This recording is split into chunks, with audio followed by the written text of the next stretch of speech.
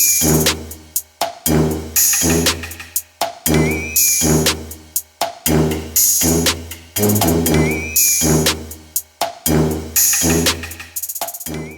guys, I'm Dee, author of the Consumed by Heat series and one half of D&J. And I'm Jay, the other half of D&J. And this is D&J Book Chat. Welcome back to our channel. Now if you're new here, go ahead and hit that subscribe button, ring that bell so that you can be notified when we post new videos. Today we'll be talking about the top 6 tips to help you guys get into reading. So if you're not normally a reader of fantasy, romance, genre fiction, all the genres, if you don't normally read fiction or even nonfiction, it's to get you to read more. So if you want to learn how to read more or make reading a habit, stay tuned because that's what we're discussing today. Alright, so the first tip we have for you guys is to set a goal for yourself. Know, first of all, why you want to read more, what you want to read, and how much of it you want to read. Now, your goal needs to be realistic. If you haven't actually been reading, don't expect to read, say, 10 books in a month, because when you're just starting, for most people, it won't happen. So set a realistic goal. Say that, hey, I'm going to read 1 book this month and work on conquering that goal. And when the next month comes, you can say, okay, I did that book easily.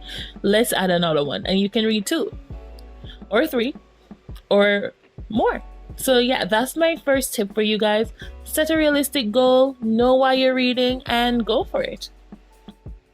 All right. I thought that I had something to say regarding to this, but I clearly do not. So you can go in with another tip. All right, then let's go in with another tip for me then. All right, let's see. Make a list of books that you are most interested in and just go with it and just read. Look, Google what's some of the new books that are out. Try to search for books that basically has previously been out since, probably 10 years or so. Books that has really rave reviews that you can basically look into and read. And then you can start your way up. I think that would be ideal. Do you have anything to add on that, Dee? No, you practically covered it. So come up with your TBR, basically. So your TBR is, if you hear that term being thrown around BookTube, it basically means to be read. So it's essentially the books that you want to read. So you want to read, say you've come up with that list, so you follow James's advice and you come up with the list of fantasy books or romance book or genre books that you want to read, and you go forth and you say, okay, I'm going to read these 2 books this month or this book this month, and you build a list.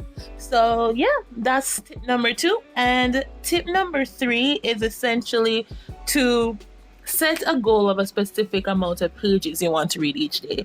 We all know that life gets busy, right? So it can be easy to say, oh, I didn't have time, I won't read this, I'll read that tomorrow, I'll read that next week. So don't do that, because generally how reading works is you have to do it consistently for it to become a habit. So if you put reading off, then when it comes time for you to go back into it, then you're not going to be in the mood. You're not going to be able to follow the flow of the story. So try to read, if it's even a page. If you can only read 1 page that day, then try to read at least a page. Set a goal. Normally when you're setting goals for page reads, you want to get through 5 or 10 pages in a day. It could be when you first wake up in the morning or when you're going to bed. Whenever that quiet time is that you have, just try to get through a few pages and keep yourself in the story. Right, so I wouldn't go that route in terms of reading like about 5 pages or so. I would more go for reading 1 chapter for the day, depending on how long that I guess. Yeah, well, you may not have the time, right? Because when you go, on the busy days, if you can read a whole chapter, sure, go for it. But on the busy days, like for me, when I used to work a 9 to 5, or well, not 9 to 5 was the actual hours, but when I was working outside of the home, I was essentially very tired. So when you come home generally from a long day of work, you're tired, especially if you have to then go prepare food for your family, take care of your kids. Time, there's just not that much hours in the day. So if you only can read one page, don't beat yourself up. Don't say, oh, I don't have time to read a chapter, so I don't read. That's what I meant. Still read. Even if you can't read a whole chapter, still try to read. Even if it's one page, just keep yourself in the story so that it's fresh in your mind whenever you get to the book. That's what I was trying to say. And what I'm trying to say is you won't know if you like a particular book if you don't get through the first chapter. Well, that's a different tip. But yeah, I get what you're saying. I was just talking about something different. Also, I didn't hear you put in any time for me. So you only want to cook? You don't want to talk to me? You don't want to rub my head down and say, oh dear. Oh, okay. Moving on. I'm not getting engulfed by the weirdness that is Jay. Let's move on to tip number 4. So tip number 4 is invest into things that encourage reading, right? So if you're like me that like the physical books, then you probably need to surround yourself with books. So get a bookshelf, stock them with books that you'd like to read. It may look interesting to you, you may not be reading it right now, but put it up there so that you can always draw on another book when you're finished. That encourages reading. Now, if you're more like Jay that likes to read on your phone, then you may need to invest into getting products that would save you money reading on your phone. Maybe get a Kindle that would help you read the Kindle. Maybe get the Kindle app. You also have, what's that called? Scribd, right? You also have companies like Scribd, Audible for audiobooks. If you know that you're a busy person, you only have time to listen to the book when you're cleaning or something, or if you're like James, when you're playing a game, then audiobooks may be great for you. So go ahead and get an Audible subscription. You pay one money and you can listen to the books throughout the month, or a Scribd subscription or a platform like that. Or you have Kindle Unlimited where you can read as many books in that program as you can in the month. The only limitation is that you can only borrow 10 at a time, but it's like having a library. Or you can use the library apps. A lot of the libraries these days are coming up with mobile apps that you can borrow ebooks, you can borrow audiobooks. So there's really no excuse. If you want to jump into reading, you can surround yourself and invest into actually getting tools and resources that help you to read more. Okay. Tip number 5. Set reading times and days. If you're anything like me, I don't do this. I tend to read when I have the time, when I want to ignore Dee, when I'm eating sometimes. It all depends. If the story is really good, then I'll read it whenever I have some free time. That's me. I don't set time. Just when I'm available. I read when I'm available. Basically, that's my idea. So basically, the best thing for you to do is just to read whenever you have free times, free days, and you set if you want to read before you go, get ready to go, start your day, or you want to do it in the midst of when everything is cooled down, like probably dinner time, or you want to read it, have a good read to put you to sleep. It all depends on you. That's actually setting time. So, as James was saying, it depends on the type of person you are. If you're like him, then you read whenever. You don't like structure. But if you're a person like me that needs structure in your life, then setting times can really help you to read. So you know that you generally have a busy day, and as soon as the day starts, it's just hectic. There's no reading involved. So if you know that that's your lifestyle, then you may want to read when you get up in the morning. So the first thing you do when you wake up is grab your book and get in a chapter before the whole household wakes up, or before you have to rush out to work. If you know that you're a get up and go type of person where you have to get up and you have to rush to work, and the only silent time you have is when you're locked in your bedroom about to go to bed, then you read a few chapters at that time. Or if you know you have a lot of housework, plan to listen to the audiobook while you're doing that housework. So I agree with Jay. It's best to know what your life is, know your lifestyle, know your schedule, and work around that. But if you think setting a time and days, or saying only reading on the weekends or only reading on the weekdays will help you, go for it. It's something that you have to know who you are in order to figure out what will work for you.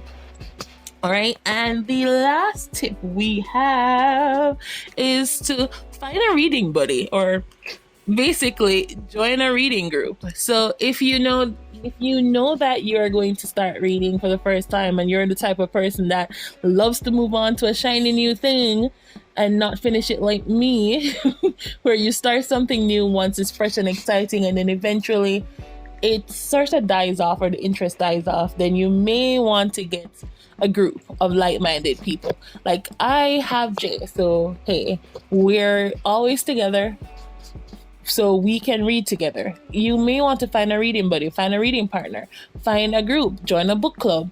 So essentially set a time, say, hey, we're all going to try and read A Midsummer's Night Dream. I don't know, go with it. That's the first book that came to my brain. We're all going to read A Midsummer's Night Dream between today and next month. And so because you're all reading the same thing, you'll be able to discuss certain chapters. You'll be able to call and say, hey Jay, did you read this? Can you believe that's what she did? Can you believe that's what he did? And that builds interest, that gets you hyped and wanting to read, because you know that you're not alone in this. Other people are enjoying the book, or other people hate the book just as much as you hate the book. So yeah, that's what I think. Do you think joining a book club could help, or do you think I'm just full of it? Boy. What some wonderful segue that is. I got a lot of thoughts on you. Okay. I don't agree, and this is why. I'm basically a loner. I when it comes down to reading, I prefer to be alone. I'm only doing the reading thing with you because, you know, we're a partner in this channel. But if I wasn't doing it with Dee, then I would have read on my own. I would have read something that interests me, or a book that seemed to have a lot of hype towards it, and I want to see what the whole hype is about. So I tend to read books on my own. Yeah, but have you ever been in a book club? That's what you read. You're not. So being in a book club, you're not forced to read what the book club is reading. If a book that the club is reading isn't for you, you can opt not to read, not to participate in that specific week or month. I don't mind that. Generally, when you're joining a book club, Generally, when you're joining a book club with people that have the same interests as you do. If you know you like fantasy, don't join a book club that only reads thrillers or only read romance, because then you won't be interested. You can find a fantasy book club or a cozy mystery book club, depending on what you read. And it doesn't have to be a physical thing. You have virtual book clubs. Like you have the Literally Dead book club from Lala, which is currently popular right now, and that's a virtual book club. So if you want to join a virtual book club, you can find them around. It's available. You don't have to actually see anybody. You don't have to leave your house, actually. You can log on online and talk to people virtually. There are lots of them on Goodreads as well. So yeah, you don't have to mingle with people. You can find someone virtually. Dear, I want to read this book by myself. I'm not interested in reading to anybody else. I'm cool. I can have a conversation about the book with yourself. Exactly. Okay. All right. So if you're not as cuckoo as James, that's willing to sit and talk to himself about a book, then a book club may work for you. If you are like a loner like James, that prefers to sit and talk to yourself intensely, then maybe I'll be happy read on your own. And you know what's cool about having a discussion with yourself? There is no one there to counter argue. There are times when I'll probably look if I'm reading a book and I probably look from it from another perspective, sure, but hey. All right. Well, these has been our 6 tips about. There's one more tip. Guess what that tip is? You want to guess? You don't want to guess? Just do it. Okay. All right. So these has been our 6.5 tips You don't want to give it a 1? Wow. Okay, our 6 tips plus James' bonus tip of just do it. These have been our 7 tips. So go ahead and let us know down below if you do any of these tips. Do you have any tips that we forgot to mention here? Drop them down below and let's share. Let's start a discussion. Now, thank you so much for watching our video, and don't forget to subscribe and continue listening to my wonderful voice. Yeah, like, comment, and subscribe, and ding that bell so that you'll be the first persons to be notified when we upload. Thank you so much for tuning in to D&J's Book Chat, and until next time.